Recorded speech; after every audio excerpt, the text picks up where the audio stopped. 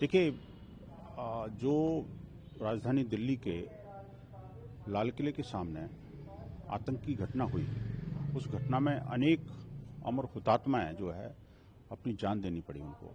और जिस प्रकार से इस्लामिक जिहादी आतंकवाद पूरे विश्व के अंदर चरम पर है और उसने देश की राजधानी के अंदर जिस तरह का उत्पात मचाया और जो लोग मारे गए उनकी आत्म शांति के लिए और जो घायल हुए उनको शीघ्र स्वस्थ होने की कामना स्वरूप हमने आज ये यज्ञ रचाया।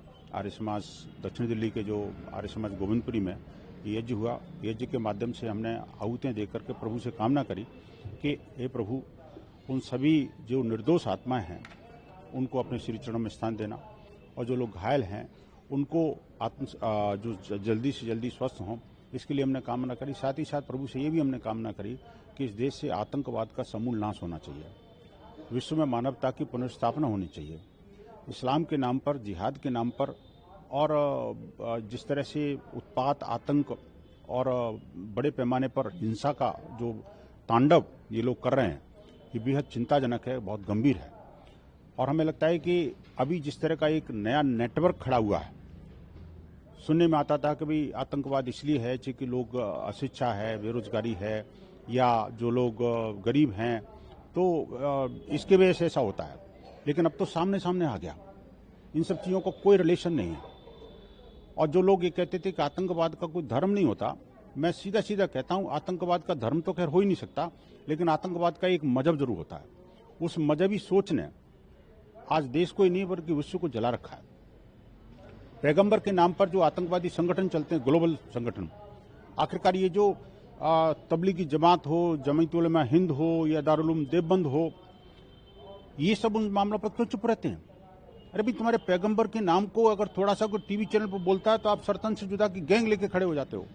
और यहाँ पर जो है, जब सीधा सीधा पैगंबर के नाम पर हिंसा और अत्याचार, अनाचार, पापाचार हो रहा है, तब पूरी तरह से मौन व्रत धारण कर लेते हो। क्यों भाई, क्यों नहीं बोलते?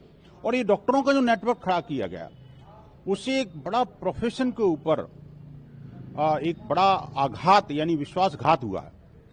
आज समाज के अंदर एक बड़ी परिस्थितियां बनी हैं कि भाई आखिरकार एक पेशेंट जब डॉक्टर के पास जाएगा, हॉस्पिटल में जाएगा, तो क्या डॉक्टर का नेम प्लेट चेक करके इलाज कराएगा क्या? आखिरकार किस पर भरोसा करे, किस पर भरोसा न करे? मैं तो कहूंगा कि जितने भी डॉक्टर्स इस नेटवर्क में पकड़े गए, अल्फला यूनिवर्सिटी जैसी जितनी भी देश भर की यूनिवर्सिटीज हैं जहां पर कि जिहादियों के अड्डे बने हुए हैं, विदेशी पैसे से पलते हैं और पेट्रो डॉलर इनमें लगता है, आतंकवाद के अड्डे बन गए हैं, उनकी सबकी जांच होनी चाहिए।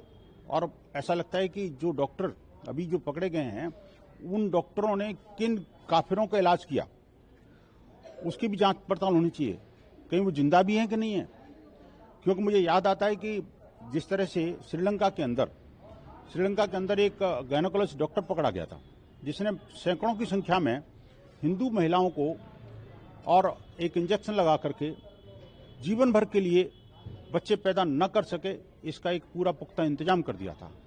इस तरह की मानसिकता अगर इनके अंदर पनप रही है, तो ये डॉक्टर होकर के, जिसको हम अपने यहाँ भगवान कहते हैं, वो शैतानियत का काम कर रहे हैं। जो जान बचाने का काम करते हैं वो जान लेने का काम कर रहे हैं। ये बेहद गंभीर मामला है।